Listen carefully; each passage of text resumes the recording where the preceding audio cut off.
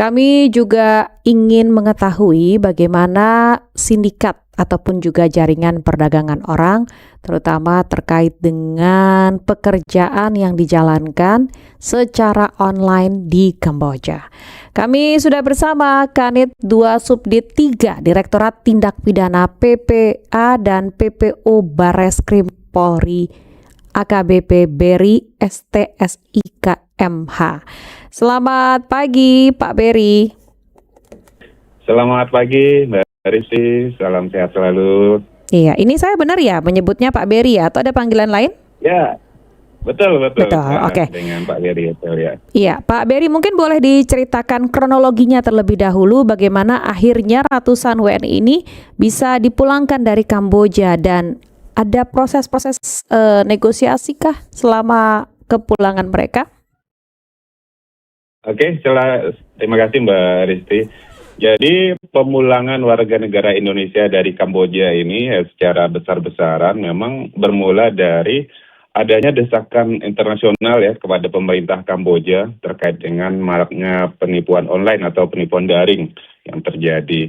Jadi Perdana Menteri Kamboja itu menginstruksikan untuk melakukan pemberantasan penipuan daring.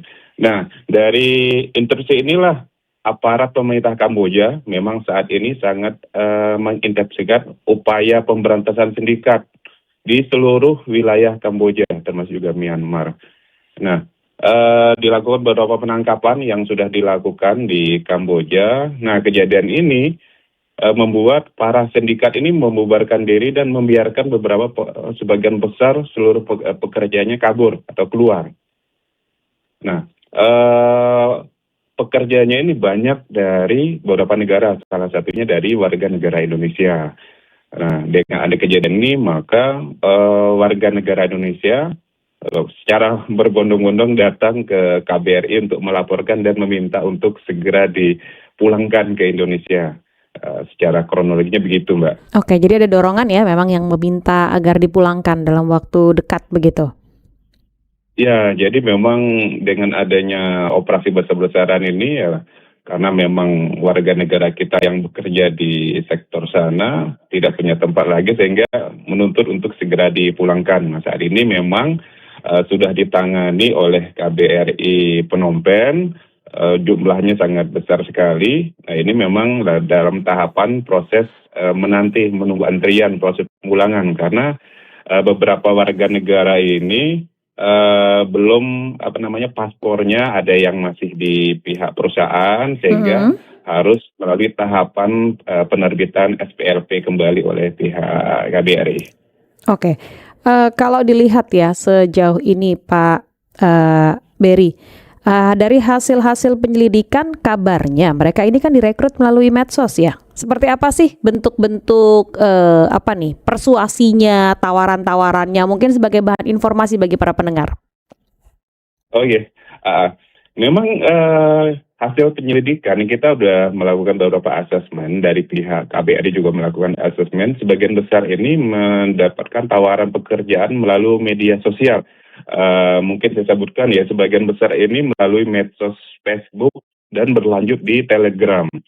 Nah, ini penggunaan identitas yang ada di Facebook maupun Telegram ini rata-rata memang berdasarkan data anonim ya, sebagian besar data fiktif yang ditampilkan di situ. Nah, tawaran pekerjaan ini yang patut dicurigai oleh masyarakat memang sebagian besar pekerjaannya itu berupa marketing perusahaan, ada juga pelayan restoran, ada yang menawarkan juga operator komputer. Tentunya yang ditawarkan di medsos ini dengan upah yang cukup besar. Ya.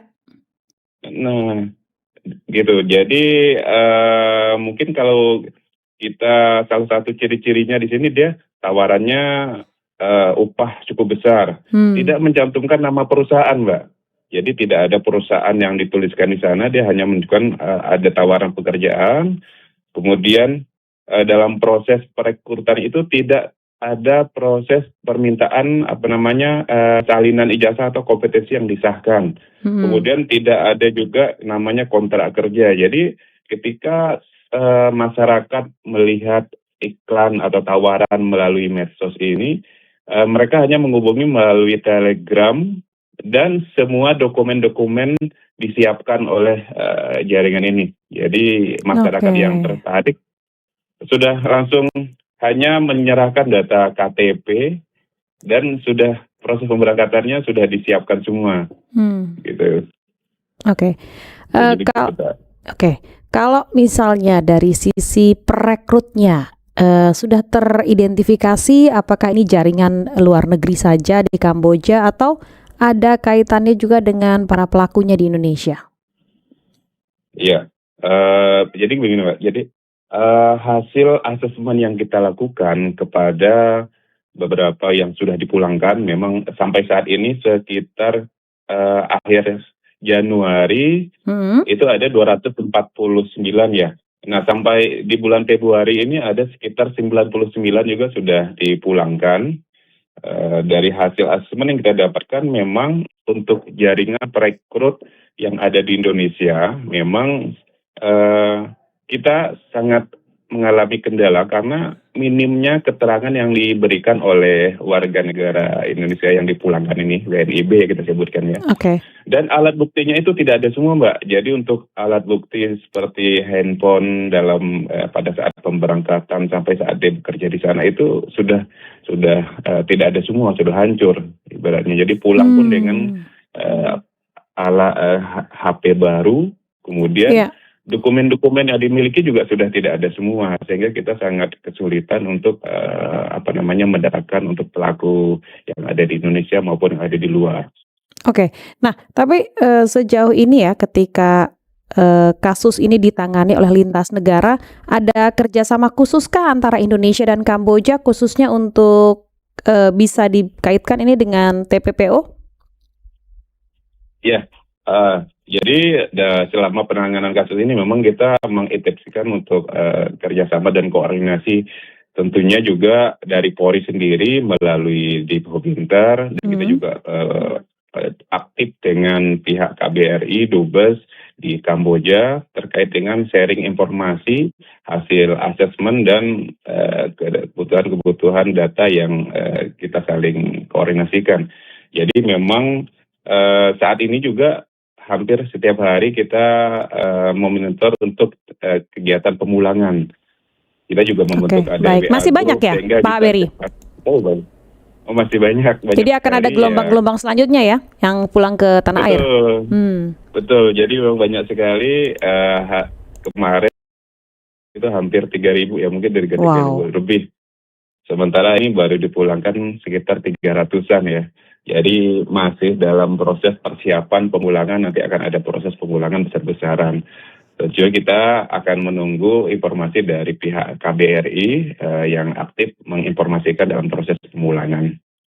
Oke, baik kalau gitu. Mungkin terakhir yang mau disampaikan pesan-pesan kepada seluruh pendengar pemirsa. Ya, terima kasih Mbak. Memang hal yang paling penting untuk kita sampaikan kepada seluruh pemirsa, kita menghimbau kepada seluruh masyarakat untuk menghindari terjadinya tindak pidana perdagangan orang ini jangan mudah tergiur dengan tawaran gaji tinggi di luar negeri, terutama melalui media sosial. Ya kami harapkan pastikan perusahaan itu merupakan penyalur resmi. Gunakan dokumen kalau mau bekerja ya pastikan juga ada paspor, ada visa kerja. Kemudian jangan sembarangan menyerahkan dokumen asli kepada agen yang ada di Indonesia maupun nanti dari luar karena ini akan sangat merugikan dari pihak tenaga kerja di Indonesia. Dan dipastikan juga kalau mau kerja bahwa negara yang dituju itu merupakan negara penempatan. Itu yang paling penting, Mbak. Oke, baik kalau gitu. Terima kasih banyak sudah berbagi informasi. Selamat pagi, selamat bertugas kembali Pak Beri. Terima kasih, selamat bertugas. Assalamualaikum warahmatullahi wabarakatuh. Waalaikumsalam warahmatullahi wabarakatuh. Kanit 2 Subdit 3 Direktorat Tindak Pidana PPA dan PPO Bareskrim Mabes Polri